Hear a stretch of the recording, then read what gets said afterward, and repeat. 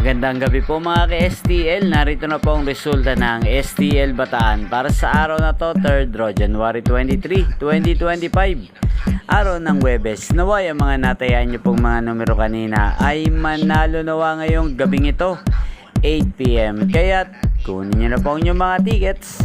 Narito na po ang resulta.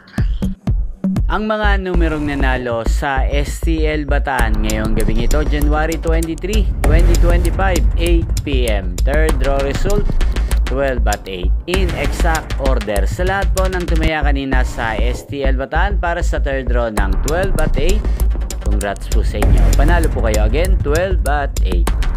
At ngayong gabing ito sa STL Bataan, natin pong i-shoutout si Ate Mary Franz ng Bataan na laging nanonood sa channel na to. Shoutout po sa iyo Ate Mary Franz. Naway swertehin ka na rin po sana ngayong gabing ito sa STL Bataan. Gain din po sa lahat po ng mga taga Bataan dyan. Shoutout po sa inyo. Naway nasa mabuti po kayong kalagayan. Inyo pong napanood ang resulta ng STL Bataan sa channel na to, Roderick Hernandez TV.